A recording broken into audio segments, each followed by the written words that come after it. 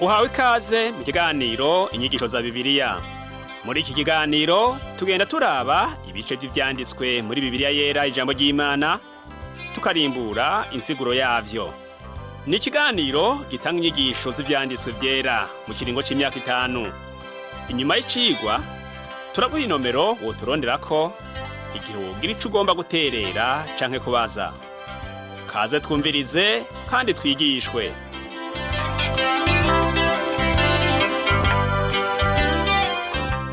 Njuti nawe mugenzi uteze yombi zino nyigisho za Bibiliya usanzwe utegurirwa n'ishirahamwe Transworld Radio mu Burundi, ndaguhaye kaze ndakwifuriza amahoro y'umwami wacu Yesu Kristo abane nawe. Uri kumwe na Pastor Samuel Nsabimbona ndazigushikiriza. Nk'uko twabiganiriye mu cigwa giheruka, twaratanguye kwiga ivyanditswe vyera biri mu gitabu cyo gusubira mu vyagezwe.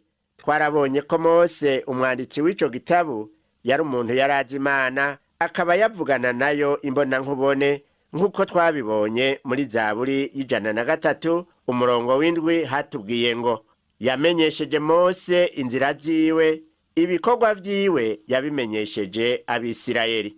Twarabonye intumbero y'igitabu cyo gusubira mu vyagezwe ko kwari ukwereka uruvyaro rushasha rwamutse ku bana ba Isirayeli ingene bazokwigenza bashitse mu gihugu c'isezerano. Twahavuye dutandukira igihimba ca mbere c'igitabu co gusubira mu vyagezwe, aho twabonye ingorane Abisirayeli bagira i Kadeshi Baruneya. Mose yagerageje kwibutsa Abisirayeli ivyo baciyemwo vyose mu bugaragwa. Mu bari bahagurutse bava muri Egiputa hari hasigaye Kalebu na Yosuwa gusa, abandi bose barapfuye. Mose rero yari karategura uruvyaro rushasha ruzokwinjira mu gihugu c'isezerano. Mose yaribukije Abisirayeli ingene yatanguye kumva aremerewe n'igikorwa cyo kubarongora, gushika naho afata ingingo yo gushiraho abakuru bo kumufasha kubarongora, nk'uko twabisomye ku murongo wa 12 n'uwa 13 wo mu gihimba ca mbere c'ico gitabu co gusubira mu vyagezwe. Havuga ngo none noshobora gute guterura jenyene ukugorana kwanyu, uburemere bwanyu n'ugutongana kwanyu. Rero nimutoranye mu bwoko bwanyu abantu b'ubwenge bazi gusobanukirwa, bamenyekana, ndabagire abakuru bo kubaganza.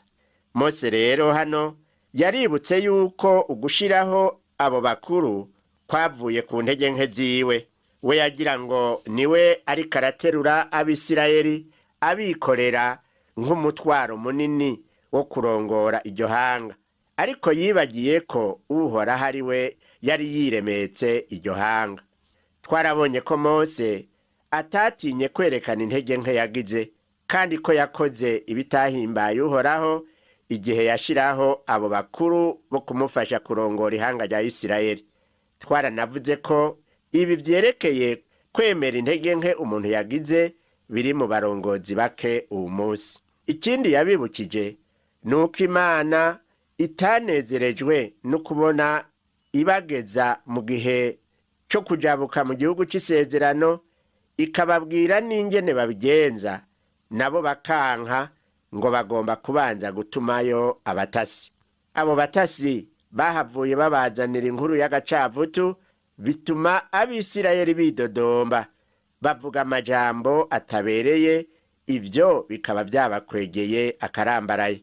Ibyo bavuze nivyo vyatumye Imana yirahira, nk'uko tubisoma ku murongo wa 34 kugeza ku 38 muri iki gitabu cyo gusubira mu vyagezwe. Havuga ngo maze Uhoraho yumvise amajambo yanyu araraka, ararahira ati nukuri akazogira n'umwe wo muri abo bantu bururunganwe rw'abanyakibi azobona igihugu ciza narahiye ko nzoha basekuruza, kiretse Kalebu mwene Yefune, uwo we azokibona, kandi nzomuha igihugu yaciyemwo, ndagihe n'uruvyaro rwiwe, kuko yankurikiye muri vyose jewe Uhoraho. Nanje Uhoraho yandakiye ku bwanyu, aravuga ati nawe ntuzokijamwo. Ariko Yosuwa mwene Nuni wa mufasha wawe niwe azokijamwo, nuko umuremeshe kuko ari we azocinjizamwo Abisirayeli. Ni muri iki gitabo cyo gusubira mu byagezwe igihimba cya mbere kuva ku murongo wa 34 kugeza ku wa 38. Bumvise ayo majambo baciye bafata ingingo yo gupfa kugenda ngo binjire muri ico gihugu, ariko Imana nayo ikiranka kujana nabo kuko bari bamaze kwisuzugura. Ikigwa cy'uyu munsi tukiraba muri iki gitabo cyo gusubira mu byagezwe mu gihimba cya mbere, turahera ku murongo wa 43 tugeze mu gihimba cya gatatu ku murongo wa 28. Reka rero tubandanye iki kigwa cyacu twumve ukuntu Mose yongeye kubibutsa ko yababariye ko Imana itari kumwe nabo, ariko ngo ntibavyemera. Dusome ku murongo wa 43 havuga ngo, nuko ndabibabarira ntimwavyumvira, ariko mugarariza ijambo ry'Uhoraho, mupfa kwiyemera muduga iyo misozi. Uko kuduga kwabo ntikwabaye kuvuye ku kwizera. Iyo baduga kare Imana ikibibabwiye ubwa mbere nta ngorane bari kugira. Uko niko keshi abantu usanga birirwa bariruka barondera ico batunga, ariko basize Imana inyuma. Benshi baza kwibuka gushira Imana imbere babonye ivyabo bibahezeko. Ico gihe abo Bisirayeli bahumuye babanje kubona amakuba, bimwe bavuga ngo yahumuye ahumiwe. Mose rero arabibutsa hano ku murongo wa 44 kugeza ku wa 46 ati, Abamori babayo barabatega, barabagwanya, barabirukana nk'uko inzuki zikinagiza umuntu, bagenda barabica kuva i Seyiri gushitsa i Horuma. Maze mugarutse muririra imbere y'Uhoraho, ariko we ntiyashira umutima ku vyanyu canke ngo abatega amatwi, nuko mumara igihe kirekire i Kadeshi nk'uko mubizi. Abo bantu rero baraje baririra imbere y'Uhoraho, mbere ngo barihana. Mbega uko kwihana kwabo kwari kumeze gute? Dusomye mu ikete rya kabiri Pawulo yandikiye Abikorinto igihimba c'indwi umurongo w'10 atubwira ati, umubabaro wo mu buryo bw'Imana utera ukwihana kuticuzwa kuzana agakiza, ariko umubabaro wo mu buryo bw'isi utera urupfu. Abo Bisirayeli ntibarijijwe nuko basuzuguye Imana, ariko barijijwe nuko Abamori babanesheje. Ni nka kumwe igisuma kimara gufatwa kigatangura kwicuza no gukorora amosozi. Urumva rero umuntu aho kurizwa nuko ari gisuma, arizwa nuko bamufashe. Abo Bisirayeli nabo kubera ubugaba bwabo bamaze igihe kirekire cyane i Kadeshi Baruneya. Mugenzi uri kuranyumviriza, kutumvira Imana kuzana igihano. Mu gihimba cya kabiri c'iki gitabo cyo gusubira mu byagezwe turabona yuko Mose yabibukije ingene Abisirayeli basubiye mu bugaragwa bakahamara igihe kirekire. Usomye umurongo wa mbere w'ico gihimba cya kabiri havuga ngo, maze turakevya tujana inzira ica mu bugaragwa iraba ku kiyaga gitukura nk'uko Uhoraho yambariye, tuzunguruka umusozi Seyiri igihe kirekire. Hano rero biraboneka ko Imana idakinishwa kandi kwiza ingene ihana abayisuzugura. Umurongo wa kabiri n'uwa gatatu itubwira ngo, Uhoraho arambarira ati, igihe mumaze muzungurukiye imisozi kirahagije, nimukevye mugende mwerekeye iburaruko. Ntibari bazi iyo baja, kwari ukuzenguka imisozi gusa kugeza Imana yonyene ibaruhuye. Hariho n'abakristo bamwe banka gutumbera neza ijambo ry'Imana, bakishinga kurarata nk'abazenguruka umusozi. Ivy'Imana ntibabishima, ariko Imana yaritwararika Abisirayeli kuko yabakunda. Uko yakunda Abisirayeli niko natwe idukunda mugenzi. Laba hano ku murongo wa 4 n'uwa 5 havuga ngo, kandi ubarire abantu uti, mugiye guca mu gihugu c'abiwanyu, aribo bakomotse kuri Esawu b'Abiseyiri. Abo bo bazobatinya, nuko muzokwirinde cyane ntimubasomborotse, kuko atazobaha ku gihugu cabo naho hoba aho gukandagiza ikirenge, kuko imisozi y'Iseyiri yayihaye Esawu kuba itongo ryiwe. Aha rero hari ikindi kintu twibukijwe. Mu gitabo c'Itanguriro mu gihimba ca 36 havuga yuko Esawu yaba Iseyiri kandi ko Esawu ariwe Edomu. Esawu yari imfura kuri Yakobo, ariko Yakobo aba ariwe agirwa samuragwa. Imana yahaye uwo Yakobo ariwe Isirayeli igihugu c'isezerano. Esawu nawe yagiye Iseyiri aba ariho ahabwa. Imana rero yabwiye Abisirayeli ngo ntibasomborotse bene Esawu mu gihugu cabo. Imana niyo yashinze imbibe z'ivyo bihugu ngo umwe wese amenya ahageza. Eka n'uwo munsi hari intambara nyinshi kw'isi kubera abantu batubahiriza imbibe. Ikindi twokwiga hano nuko Imana idahemuka ku masezerano naho yoba ari ay'abantu nka Esawu. Ku murongo w'indwi turahabona yuko atana kimwe Imana yirengagije mu vyashikiye Abisirayeli. Uwo murongo utwereka ko itigeze ireka kubaha ivyo bakeneye vyose. Usomye kuri uwo murongo w'indwi haratubwira ngo kuko we Uhoraho Imana yanyu yama baha umugisha mu bikorwa vyanyu vyose, kuko azi ivy'urugendo rwanyu rwo muri ubu bugaragwa buhambaye, kandi ubwiwe Uhoraho Imana yanyu yabanye namwe iyi myaka uko ari 40 nta kintu mwakenye. Imana yari yabanye nabo mu rugendo rwose bagize mu bugaragwa.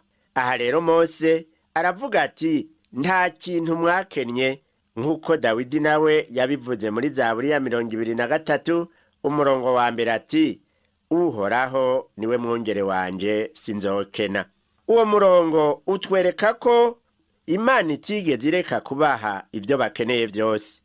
Nk'uko rero Imana yakingiye imbibe za Esawu, niko yakingiye n'iz'abandi. Reka turabe umurongo wa 9 duce dusimbira no ku murongo wa 19 hatubwira ngo Uhoraho arambarira ati ntimutera abanyamowabu, ntimubasomborotse kuko ntazobaha itongo ku gihugu cabo, kuko aho yitwa Ari nahahaye Abaroti kw'itongo ryabo.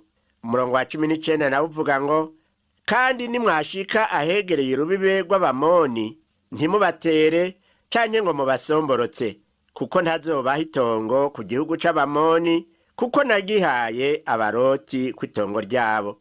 Imana yarizi yuko Abisirayeli bazosanga mu gihugu c'isezerano abantu b'ibigatanya, ariko yarababwiye ko ariyo yobaneshereza nk'uko yatabaye bene Esawu bakanesha Abahori.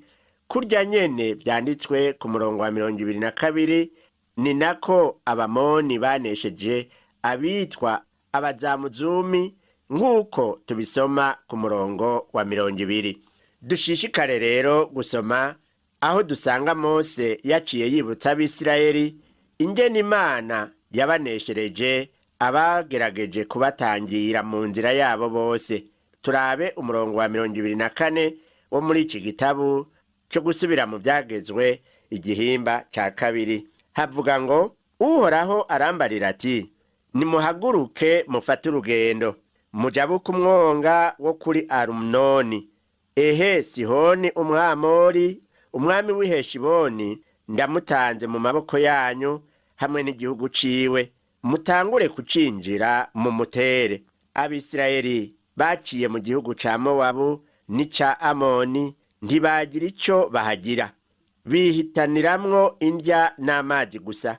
Ariko igihugu c'Iheshiboni Mose arabibutsa yuko Imana yakigabuye mu maboko yabo. Usomye ku murongo wa 26 kugeza ku wa 29 naho havuga ngo nuko ndi mu bugaragwa bw'Ikedemoti ntuma intumwa kuri Sihoni umwami w'Iheshiboni ngo zimugishe inama y'amahoro ziti nimureke duce mu gihugu cawe, kuko tuzogumya inzira ihita, kandi ntituzohusha ngo tuje iburyo canke ibubafu, kandi tuzokugurira ibyo kurya amahera, n'amazi nayo nyene tuyabagurire, kugira ngo turonke ibyo kurya n'ibyo kunywa. Rero uratureka twihitire gusa, hanyuma utugirire nk'uko aba Esawu b'Abiseyiri batugiriye, hamwe n'abanyamowabu baba ahitwa Ari, gushitsa aho tuzoja bukira Yorodani tukaja mu gihugu Uhoraho Imana yacu yaduhaye. Turumva ko iyo yari inama y'amahoro koko. Ariko ngo umwami Sihoni ntiyabemereye guca mu gihugu ciwe, ahubwo yaciye agomora ingabo ziwe zose atera Abisirayeli. Tubirabe ku murongo wa 30 kugeza ku 32 hatubwira ngo, ariko Sihoni umwami w'Iheshiboni aratwankira ngo ntiduce mu gihugu ciwe, kuko Uhoraho Imana yanyu yamukomantaje umutima akawugira nk'ibuye, kugira ngo amubarekurire mu mutsinde nk'uko n'ubu vyabaye. Maze Uhoraho arambarira ati, eheraba ubu ndarekuye Sihoni n'igihugu ciwe ngo mubatsinde, nimutangure kugitera kugira ngo mubone kucegukira. Maze Sihoni amaze kudutega hamwe n'ingabo ziwe zose, dutanira mu mitwe iya hasi. Imana yarakingiye abantu bayo ngo ntibahonywe. Somye umurongo wa 33 utubwira ngo, Uhoraho Imana yacu iramureka ngo tumutsinde, tumwicana n'abahungu biwe n'ingabo ziwe zose. Ico gihugu ca Heshiboni ubwa mbere cari c'abanyamowabu. Umwami Sihoni w'Abamori niwe yacirukanyemwo abanyamowabu, kiba ic'Abamori abifashijwe n'Uhoraho. Ariko amaze kubangurira icumu Abisirayeli, yaciye ahasiga agatwe n'abiwe bose n'ingabo ziwe zose. Umugwa mukuru waciye ufatwa n'Abisirayeli, gicika igihugu cabo. Ibyo ntibyigeze bihengeshanya kwibutswa Abisirayeli ngo bamenye iby'Imana yabakoreye, kandi bibongera intege barushirize gutahura ko Imana iri kumwe nabo, kandi ko idahinduka ku masezerano. Erega n'ubu munsi inshuti yanje, Imana irashobora kwemera ko duca mu mageragezwa akomeye. Iragomba gutegura ubugingo bwawe n'ubwanje, kugira ngo tuzobere abandi ngirakamaro mu kubaho kwacu. Turabe iki gihimba naco ca gatatu co muri iki gitabu co gusubira mu vyagezwe. Tubona Abisirayeli bibutswa ingene banesheje Ogi umwami w'Ibashani. Dutangure dusome umurongo wa 1 n'uwa 2 muri ico gihimba ca gatatu. Haravuga ngo, turaheza turahindukira tujana inzira ijana Ibashani, maze Ogi umwami waho aza kudutega hamwe n'ingabo ziwe zose, dutanira mu mitwe ahitwa Edireyi. Uhoraho arambarira ati, ntimumutinye, kuko ndamurekuye ngo mumutsinde hamwe n'abantu biwe bose n'igihugu ciwe, namwe muzomugirire nk'ivyo mwagiriye Sihoni umwami w'Abamori yaba i Heshiboni. Ogi yari umwami w'Abamori akomeye cyane, mbere vyaboneka ko igihugu ciwe atawokinesha. Ariko kubera ubushobozi bw'Imana, Abisirayeli baramunesheje kugeza naho basangangura ibisagara vyiwe bikomeye.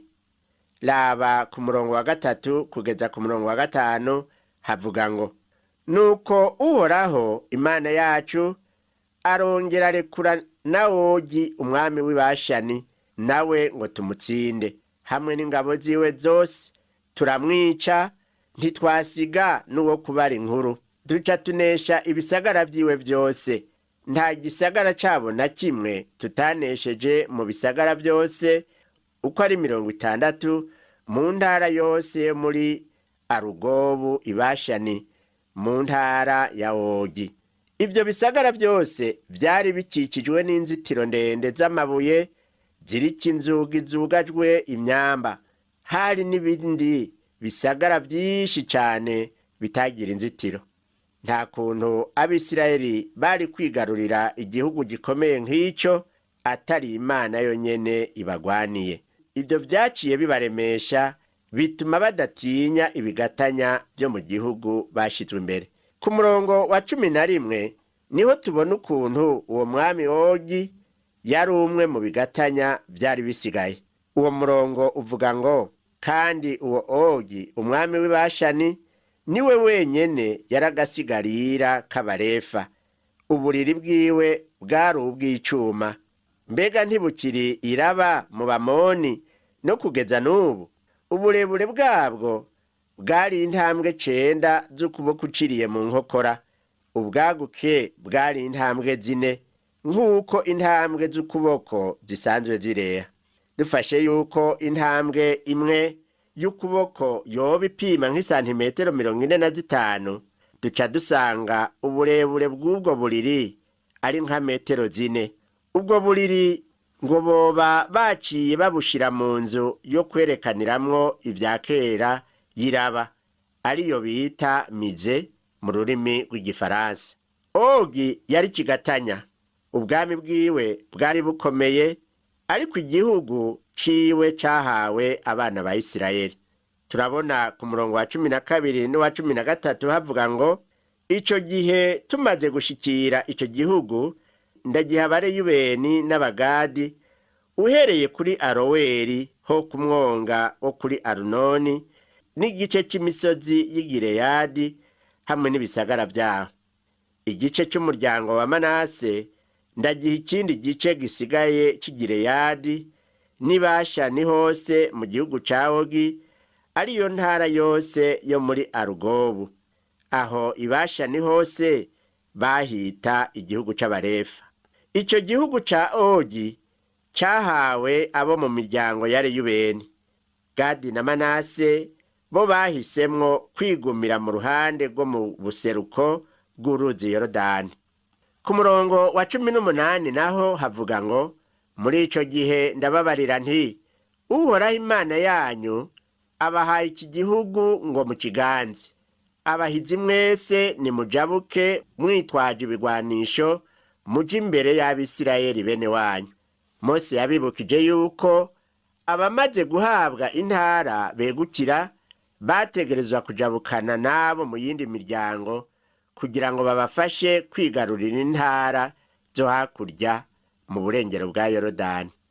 Mose arashishikara ku murongo wa 19 n'uwa 20 ati ariko abagore banyu n'abana banyu n'inka zanyu bisigare mu bisagara vyanyu ndabahaye, kuko nzi ko mufise inka nyinshi. Muzoshitse aho Uhoraho azohera bene wanyu kuruhuka nk'uko namwe yabibahaye, bakinjira igihugu Uhoraho Imana yanyu yabahaye hakurya ya Yorodani. Maze muzobone kugaruka umuntu wese mwitongo ryiwe nabahaye. Mose amaze kubibutsa ivyo byose, yaciye abibutsa n'ingene yaciye asaba Uhoraho ngo amuhe gushika i Kanani. Dusomye ku murongo wa 23 gushitsa ku wa 26 turabona ingene Mose abivuga ati ico gihe ninginga Uhoraho nti Uhoraho bwirukiro, jewe umusavyi wawe utanguye kunyereka ububasha bwawe n'ubushobozi bwawe buhambaye. Mbega hari yindi mana yabiyo mwijuru canke mwisi yoshobora gukora ibikorwa n'ibihambaye bihwanye n'ivyo ukora? Ndakwinginze nyemerera njabuke ndabe ico gihugu ciza co hakurya ya Yorodani n'iriya misozi yaho myiza na Libani. Ariko Uhoraho arandakira ku bwanyu, ntiyanyemerera, arambarira ati ugeze ngaho ntiwongere kumbarira iryo jambo. Imana yo muvyeyi mwiza ntiyihindukiza kwijambo. Yabwiye Mose iti geza ngaho, singomba kongera kumva iryo jambo. Reka rero twumve ico yamubwiye ku murongo wa 27. Havuga ngo mugabo uraduga ku mpinga ya Pisiga, utereza amaso urabe mu burengero, mu buraruko, mu bumanuko no mu buseruko, uharabisha amaso kuko Yorodani utazorujabuka. Mose yari yamaze imyaka 40 yose akaniye yifuza gushika mu gihugu c'isezerano, ariko Imana ntiyabimwemereye. eka natwe nibitwigishe kurushiriza gutahura ingaruka z'icaha. Icaha ni kibi mugenzi, naho twocihana Imana ikakitubabarira, hari inkovu gisiga mu bugingo bwacu. Imana ico gihe yaciye nyabuna iha Mose umusubirizi, nk'uko tubisoma ku murongo wa 28 havuga ngo, ariko uhanure Yosuwa umuremeshe, umutere gukomera, kuko ari we azorujabuka arongoye abo bantu, akabinjiza igihugu uzoja kuraba.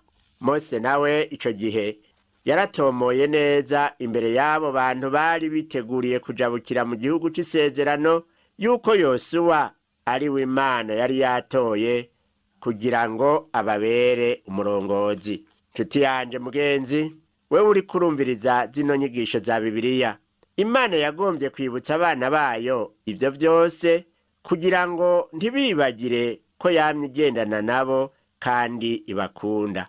Ivyo nivyo nawe nanje dukwiye kwama twibuka, tukamenya ko ataco Imana yotwima ibona yuko gikenewe vy'ukuri. Ico dusabwa nukuyizera, nukuyumvira muri byose. Reka turangize dusenga. Mwami Imana yacu, turagukengurukiye yuko wabanye n'Abisirayeli mu rugendo rwabo rwose. Urakoze kubahaye intsinzi ku bansi babo, kuko batanguye kukumvira. Natwe kuri uno mugoroba ndakwinginze ngo twigishe kukumvira, kugira ngo uheze uduhe intsinzi ku bitugwanya byose, harimwo Satani, uyu mubiri hamwe n'iyi si. Uduhe kukwizera no kumenya yuko ibyo wadusezeraniye uzobidushitsako, na cane cane kuzoduha ubwami bwawe bwo mw'ijuru. Ndabisavye mu izina rya Yesu Kristo umwami wacu, amen. Cigwa cacu cyo kuri uno munsi kigarukiye ngaha, naho ubutaha umwami wacu Yesu Kristo aguhezagire.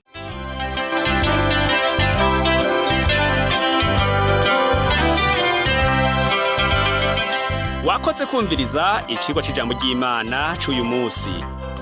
Ushobora kumviriza n'ibindi biganiro by'inyigisho za Bibiliya, canke ukabikwega kuri uru rubuga rwa interinete rukurikira: http utuburungu tubiri uturongo tubiri duhengetse ttb akaburungu twr.org. Ushobora kumviriza ikiganiro cyo muri indwi, canke ugafyonda ahanditswe ngo rondera ukurikije itariki, kugira ngo wumvirize ikiganiro camaze kurengana. Ushobora no gufyonda ahanditswe ngo rondera ukurikije ibyanditswe, kugira ngo wumve ibiri muri ico gice cy'ibyanditswe byera ugomba. Ufite ico wunganira canke ubaza, twandikire. Email ni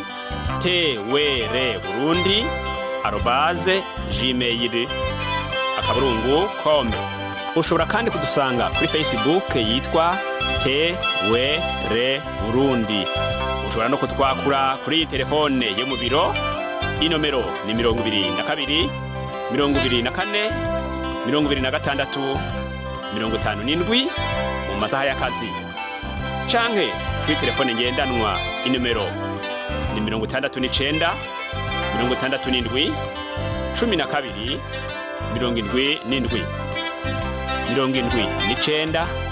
74 19 93. Dusanga kandi kuri WhatsApp, nimero ni 79 38 71 99. Yesu aguhezagire.